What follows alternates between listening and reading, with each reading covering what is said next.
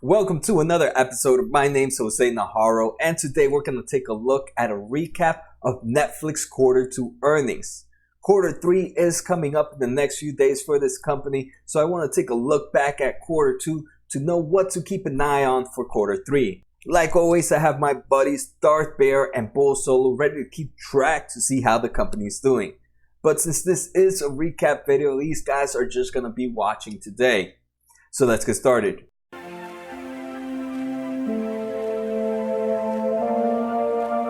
So like always, just all the information that I've collected today comes mainly from Netflix investors' website, their shareholders letter, and earnings slideshow. So let's just do a quick stock price review. Before last earnings, Netflix closed at $362. And after earnings were reported, it dropped as low as $320. Since then, the stock has dropped to as low as $254 and has gone as high as $336. Right now, 2 days before earnings, this is Monday, earnings is on Wednesday, the stock is sitting at around $287. So next is going to be Q2 top topics, and this is comparing Q2 of this year compared to Q2 of last year. Revenue growth accelerated 400 basis points to 26%. Operating income increased 53%. Paid membership grew by $2.7 million. And this was the main reason why Netflix dropped so much.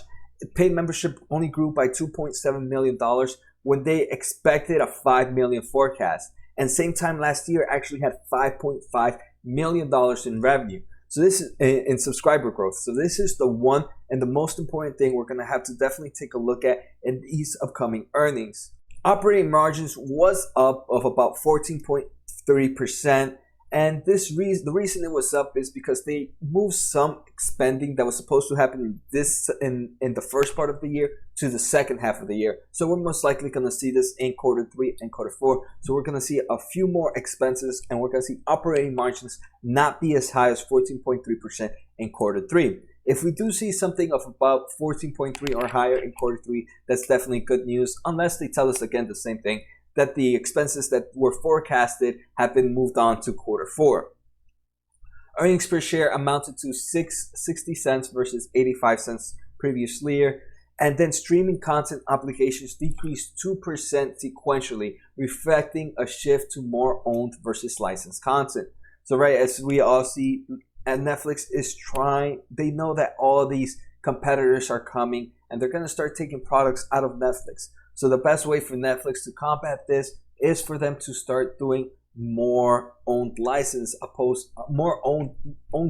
opposed to licensing content. And we see with Stranger Things and Paper House and all these new series that have come out on Netflix that Netflix is definitely trying to shift to that direction. Next, they've also reported the average streaming paid membership increased 24% year over year, and the average revenue per user increased 3% year over year on a reported basis.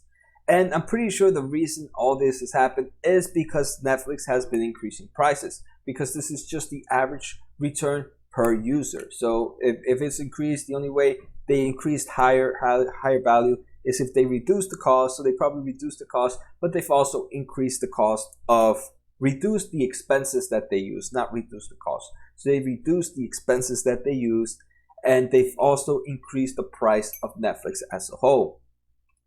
So now we're going to take a look at the fun part, and this is Q3 forecast. They expect to grow by 7 million paid memberships, more than the 6.1 million in Q3 a year ago. So 7 million new subscribers. This is the number we're going to have to take a look at on Wednesday's report. Are they going to meet these expectations that they set, or are they going to miss it like they did for Q2? And Q2, they did miss it by a lot. We'll take a look in a bit that they did miss Q2 by a lot. So they're breaking down this 7 million to about 0.8 million are coming from the United States, and the rest, the 6.2 million, are coming from international. That's actually a huge number coming from international. 6.2 million, and we can see United States is their most developed market, and that's why when it becomes the most developed, you usually start seeing a slow increase in from that market, and we can see 0.8 million compared to 6.2 million internationally is where it's at for Netflix at the moment. All right, so next, these are the other forecasts outside of paid membership. They expect revenue to be $5.2 billion compared to $3.99, almost $4 billion same time last year. Operating income to be $833 million compared to $481 million a year ago. Operating margins, actually, they're expecting an increase of 15.9% compared to 12.0% same time last year. Net income of $470 compared to $403, and earnings per share diluted of $1.04 compared to 89 cents. So we can see throughout the whole map, they are expecting a pretty strong quarter, a very strong quarter. They're expecting their total global stream paid memberships to be up to 158 million users. That's ridiculous growth, and we're gonna see. I honestly can't wait to see how this goes down. So next, a few more things about quarter three. Quarter three, when they reported earnings of quarter two, they were doing this already inside quarter three. So they saw the first 2 weeks of quarter three, and they did mention that it was definitely a strong quarter. Beginning of the quarter. Quarter three definitely had some big names coming on. They had the Stranger Things season 3.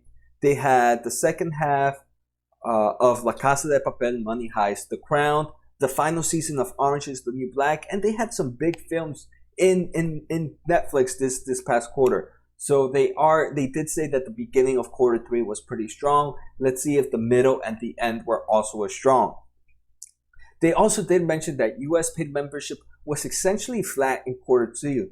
They expect to return to a more typical growth in quarter three and are seeing that in the early weeks of quarter three. So they did mention in quarter two earnings that quarter three was starting to look like a very strong quarter that they expected. So will this be the case? We'll find out. So like I told you, right, subscriber growth. This is the graph that shows subscriber growth. Right in quarter two, here is the big loss of $5 million estimated in quarter two, and they only got 2.7 million. So yes, every year it seems, if we take a look, this shows 2016, 2017, and 2018 for those that are listening to the podcast. This graph shows that at least once a year, the company misses their expectations. Every other quarter, it seems to be a different quarter. It seems to be either quarter one or quarter two. So it's 2016, 2017, quarter one were the ones that were missed. 2018, 2019, quarter two. So if this was going to happen in 2019, that quarter two was the one that missed, and then quarter three and quarter four are going to beat expectations. I'm not sure. The only thing that really scares me here is the difference between the expectations and the actuals. Usually it's about a 1 million range difference. It's even less most of the time. Where here in quarter two, it was over 3 million miss. And that to me is definitely a red flag. But one thing I do like about Netflix is when they estimate their subscriber growth, they strive for accuracy, not conservatism, which means that some quarters will be high and other quarters low relative to guidance. And this is one thing I do like about Netflix is most companies just try to be conservative when they give forecast. And when they do give forecast, right, they're going to give you that, hey, we're going to make a penny. In reality, they're going to make $1, but they don't want to make the shareholders angry if they do miss, so they give a value that they know they're going to beat. When Netflix says they don't do that, they give you numbers that they believe they will achieve with the hard work. And we're going to see with that 7 million quarter three is the most important. So in quarter two, they also did mention some of the reasons why they missed this forecast. The first reason was the missed forecast was across all regions, but slightly more so in regions with price increases. So remember, Netflix did increase prices during quarter two and quarter one of this year, and that slowed down a bit. So this is something that they should have seen coming. The next thing is they said they don't believe that competition was a factor since there wasn't a material change in the competitive landscape during quarter two.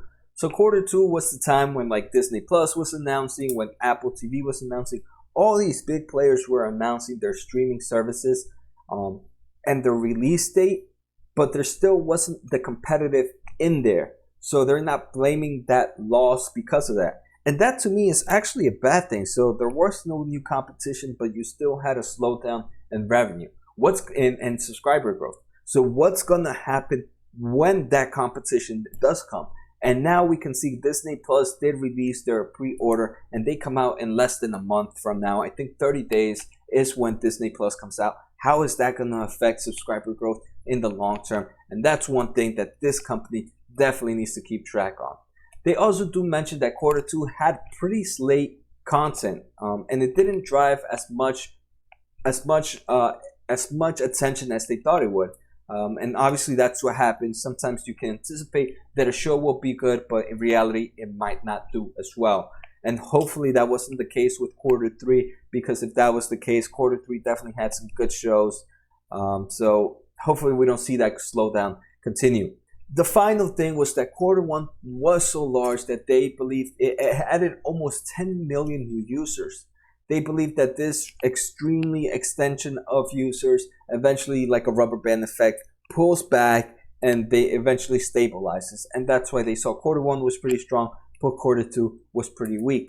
But one thing to note is quarter one, if we take a look at their forecast versus actuals, it wasn't as far from what their forecast entitled them, right? Their forecast was 8.9 million and they grew 9.6 million. So they beat by 7 million. But they missed by 2.3 million. 2.3, am I right? Yeah, 2.3 million.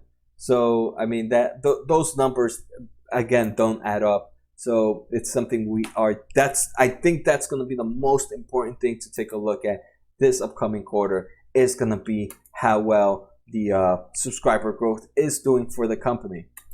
So one more thing about unsubscribers, and this was very important, and it's the first time I've seen this happen in Netflix in some of the past 10 Q reports that I took a look at. On June 30th, paid net membership additions were actually a loss. So they actually lost since June 30th, 2019.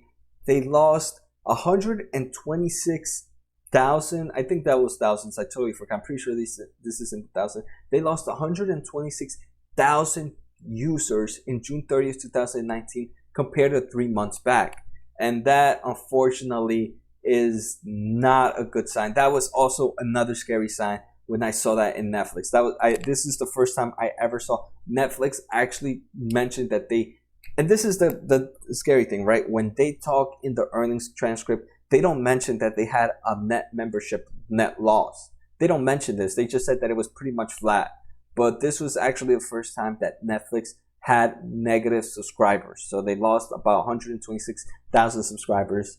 And that's not a joking matter. This is the first time that that's happened. This is another thing that we're going to have to keep a look at in the next quarter.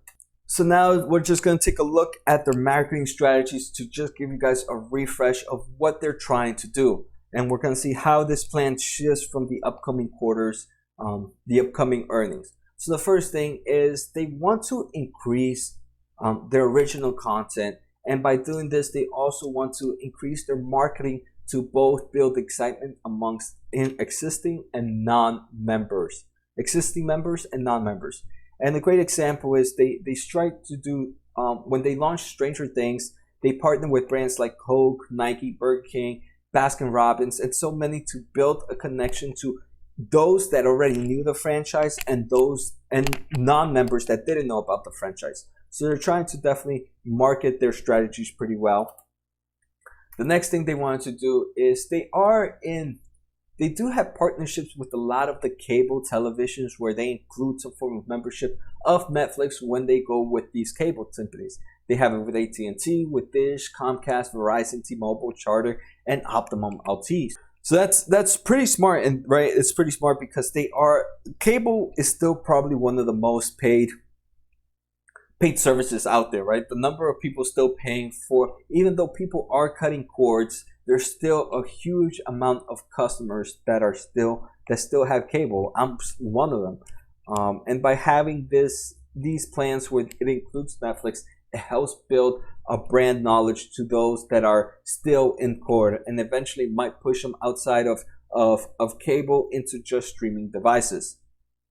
Finally, this one I thought was pretty cool. In quarter three, they were experimenting to launch a low priced TV plan for Netflix. This was supposed to be like a mobile screen only. It wasn't supposed to include TVs.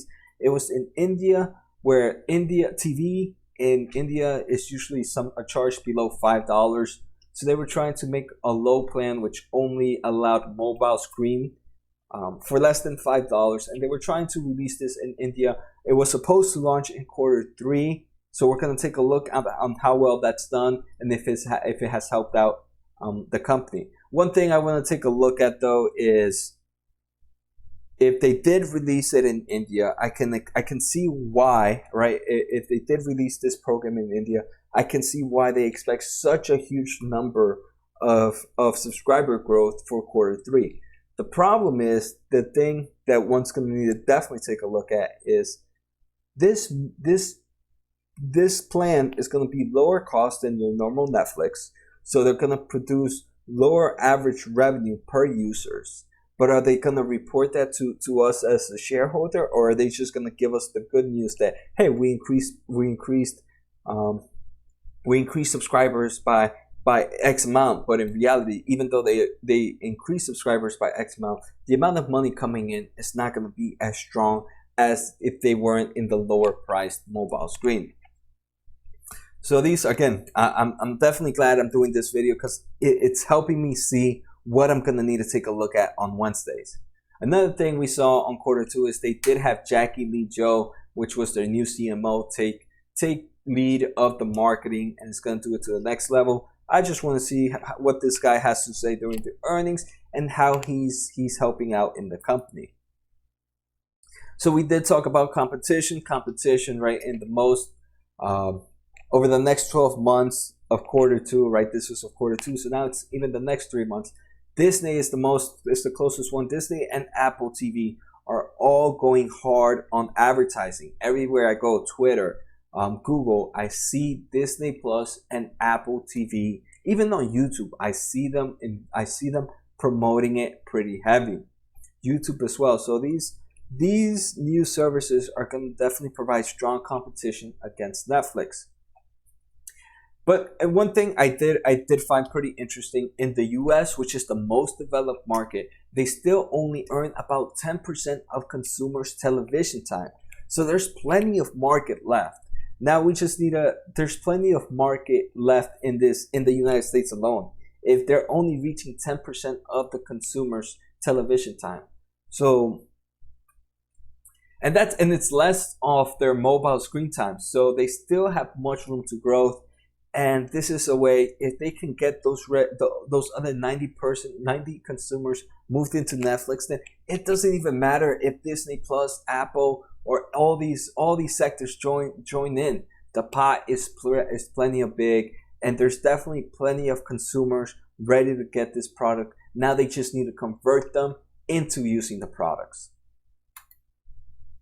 Another thing that they mentioned is Netflix ads. A lot of people were talking that Netflix was doing something where they were going to start promoting ads and charging people, right? Charging for the ads. Netflix says that this is a lie, so don't even worry about that. Let's see if in quarter three this is truth and they don't change their mind about Netflix ads. So I think this is going to be the last slide. One thing is, this company, even though they are producing a positive net income, they are so much in debt that they have a negative cash flow from operating activities. A negative operating cash flow. Cash flow from operations is negative. Quarter two was negative 544 million compared to negative 518 million the prior year. Free cash flow was a total of 594 million, and they expect for this year of 2019 to be negative $3.5 billion. So we can see this company is definitely burning cash. $3.5 million being thrown out at the moment for 2019. They say that they are expecting improvement in 2020, but they did not say they're expecting a positive cash flow. They're just saying improvement. So that negative 3.5 million might just be negative 3 billion next year. The good thing is money is pretty cheap at the moment. They did in quarter two, they did do some more senior notes where they raised about $2 billion, a little over $2 billion with a 3.8% interest and a 5.3% interest, both which are pretty low interest rates for 10.5 years. So yeah, like I said, money is pretty cheap, and as long as the company is able to maintain this leverage and debt is not always bad. Having a negative free cash flow is not bad when they're trying to be a growing company. But eventually, if that debt becomes too much to handle, that's when things start to get scary.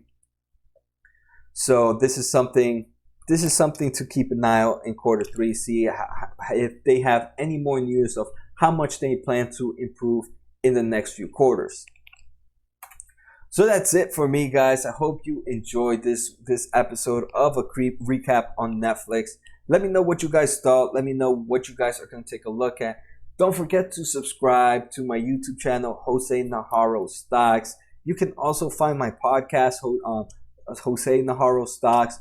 And if you want to listen to this on your ride to work, or when you're commuting wherever you go to school, like I said, it's pretty helpful. I enjoy doing these videos. It helps me, and I hope it helps you guys. So make sure to give me a thumbs up, subscribe, guys, post in the comments what you guys are ready to see. Take care, have a good night, and see you next time.